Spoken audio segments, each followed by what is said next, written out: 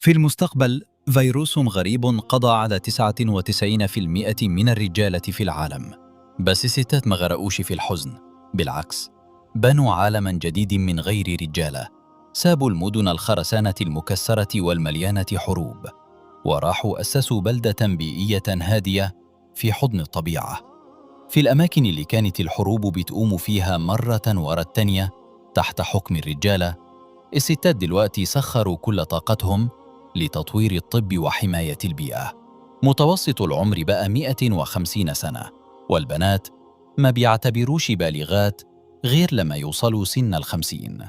وفي العالم ده كل الشغل بيتعمل عن طريق خدم أذكياء بيراقبوا صحتك طول الليل، وبيصحوك في الميعاد الصح الصبح، وبيحضروا الأكل في ثواني، ويهتموا بالهدوم وبيختاروها لوحدهم على حسب الجو ومزاجك. لناس هنا ما بقوش محتاجين موبايلات، خاتم واحد بس بيعمل كل حاجة: كلام، مكالمات، فيديو وتصوير.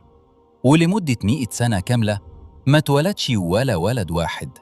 أما الرجالة اللي فضلوا فكانوا عايشين برا زي رجال الكهوف البدائيين.